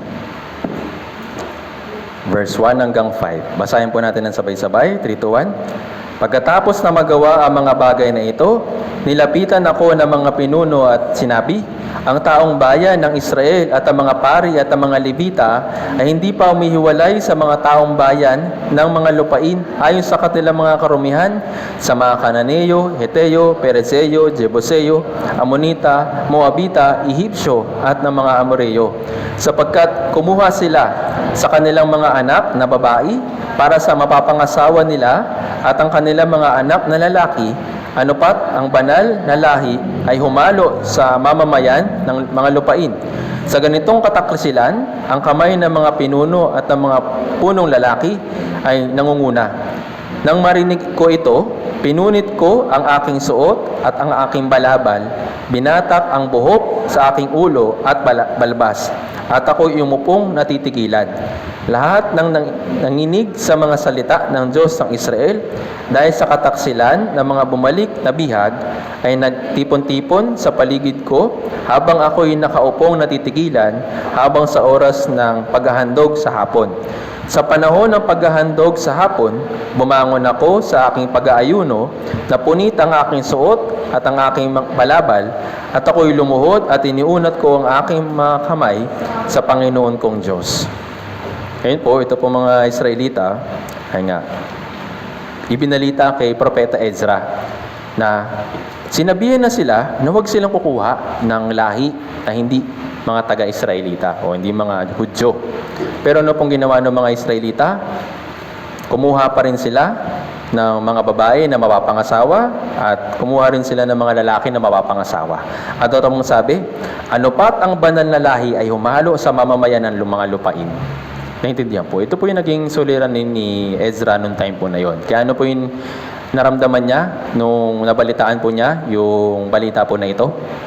Pinunit niya yung kanyang damit at binatap niya yung kanyang ulo, sinira niya yung kanyang balabal at talagang umupo siya natitigilan. Kumbaga, sobrang overwhelmed siya at talagang sobrang bagsak nung napakinggan niya yung balita na ito. Bakit po? Nakaramdam din siya ng makadiyos na paninibugo para sa mga Israelita. Dahil nga si Ezra ay isang propeta ng Diyos, nais niya na yung mga Israelita ay manatili sa posisyon nila bilang babaeng mapapangasawa. Naintindihan po? Kaya ano pong ginawa ni Ezra nung time po na yon?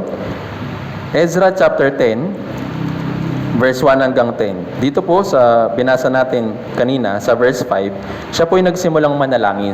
Siya po yung nag-pray na magrepent yung mga Israelita at manumbalik sa Diyos. Kaya ito po yung ginawa nilang resolution. Ezra chapter 10, verse 1 hanggang 10. Basahin natin ng sabay-sabay, 3-1. Habang si Ezra ay nananalangin at nagpapahayag ng kasalanan na umiiyak at nagpapatira pa sa harapan ng bahay ng Diyos, isang napakalaking pagtitipon ng mga lalaki, mga babae, at mga bata ang nagtitipon-tipon sa kanya mula sa Israel. At ang taong bayan ay umiyak din na may kapaitan. At si Shekanias na anak ni Jeheliel, isa sa mga anak ni Elam na nagsalita kay Ezra, kami ay nagkasala laban sa ating Diyos at nag-asawa ng mga banyagang babae mula sa mga mamamayan ng lupain. Subalit kahit ngayon ay may pag-asa sa Israel sa kabila nito. Ngayon ay makikipagtipan tayo sa ating Diyos na paalisin ang lahat ng mga asawang ito at ang kanilang mga anak ayon sa payo ng aking Panginoon at ng mga nangingi sa utos ng ating Diyos. At gawin ito ayon sa kautusan. Bumangon ka sapagkat ito ay gawain mo at kami ay kasama mo, magpakalakas ka at gawin mo. Na maggagayoy tumindig si Ezra at pinasumpa ang mga namumunong pari, ang mga Levita at ang buong Israel na kanilang gagawin ng ayon sa sinabi. Kaya't sumumpa sila. Pagkatapos ay tumindig si Ezra mula sa harapan ng bahay ng Diyos at pumasok sa silid ni Jehohanan na anak ni Eliasib, na doon ay nagpalipas siya ng magdamag at hindi kumain ng tinapay at uminom man ng tubig, kundi siya'y nanangis dahil sa kataksilan ng mga bihag. Ginawa ang isang pahayag sa buong Juda at Jerusalem sa lahat ng mga bumalik na bihag na sila'y magtipon-tipon sa Jerusalem. At kung sino man ay hindi dumating sa loob ng 3 araw, lahat ng kanyang ari-arian ay sasamsamin at siya mismo ay titiwalag sa kapulungan ng mga bihag. Nang magkagayon, ang lahat ng kalalakihan ng Juda at Benjamin ay nagtipon-tipon sa Jerusalem sa loob ng 3 araw. Noon ay 9 na buwan ng 20 araw ng buwan, ang buong bayan ay naupo sa liwasang bayan sa harapan ng bahay ng Diyos na nanginginig dahil sa bagay na ito dahil sa malakas na ulan. Ang paring si Ezra ay tumayo at sinabi sa kanila, kayo'y lumabat sa asawa ng mga babaeng banyaga, kaya't lumaki ang pagkakasala ng Israel. So ito nga, nung na-realize na ng mga Israelita na nakagawa sila ng malaking kasalanan sa harapan ng Diyos, gumawa sila ng isang tipan. Ano po yung tipan nila? Aalisin lahat ng babaeng banyaga, pati yung anak. Ibig sabihin, papaalisin, ihiwalay. Yun po yung naging kasunduan nila. At ito po yung nangyari dito po sa chapter 10. Lahat po ng babae na kinuha nila, lahat ng lalaki na kinuha din nila, na napangasawa nila, lahat inalis. Para mapanatili yung lahi ng Israelita. Ngayon, imagine po ninyo yung tagpo po na ito. Nagkaroon na sila ng pamilya, nagkaroon na sila ng anak. Tapos sabi ng Diyos, palayasin mo yan. Ano pong mararamdaman kaya ng mga Israelita?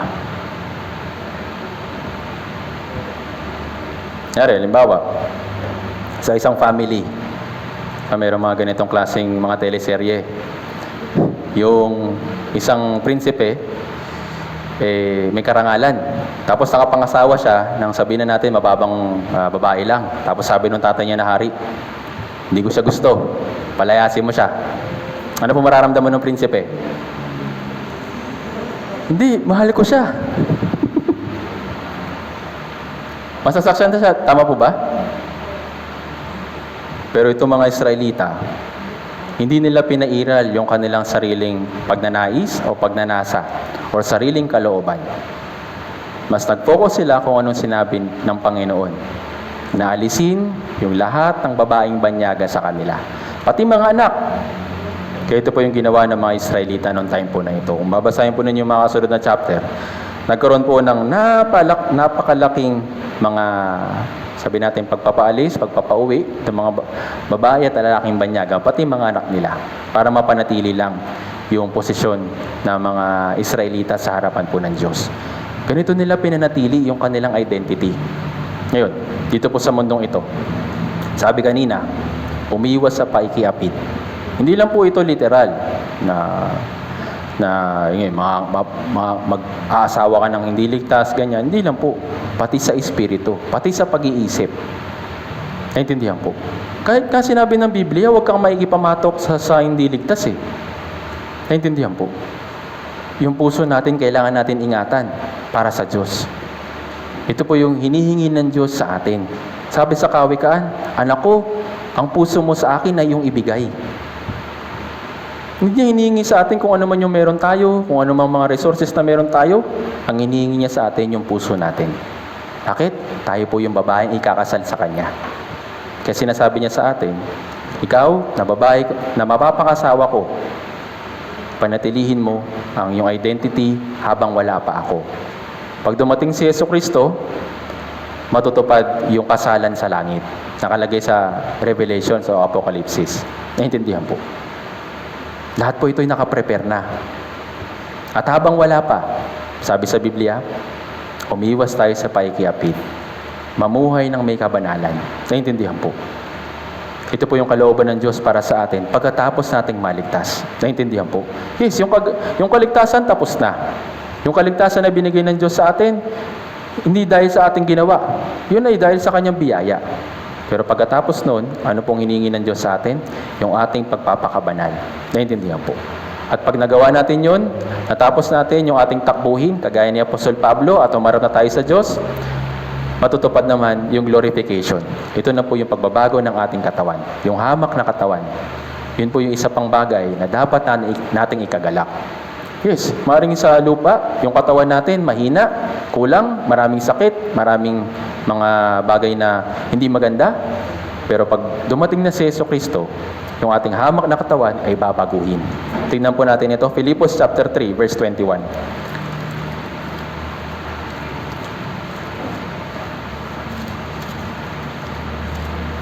Filipos chapter 3, verse 21. Basahin po natin ng sabay-sabay kung nakita na po. 3-1. Na siyang magbabago ng ating hamak na katawan upang maging katulad ng katawan ng kanyang kaluwalhatian ay sa kapangyarihan na kumikilos sa kanya upang maisailalim ang kanyang sarili ang lahat ng mga bagay. So ito po yung glorification. So ito po yung future na mangyayari sa atin pag dumating na si Jesucristo. Yung ating hamak na katawan, babaguhin at magkakaroon ng maluwalhating katawan kagaya ni Jesucristo. Kaya nga, dun sa ating main verse, anong sabi dun? Tayo po, mga brothers and sisters, ay magalak. Bakit? Yung Diyos, naganda ng kaligtasan para sa atin. At yung Diyos, piniprepare tayo para sa isang kasalan na napakaganda. Pangatlo, ibibigay na sa atin ng Diyos yung lahat ng gantimpala. Isa na doon, yung ating spiritual na katawan, yun na po yung makukuha natin pag dumating na siya.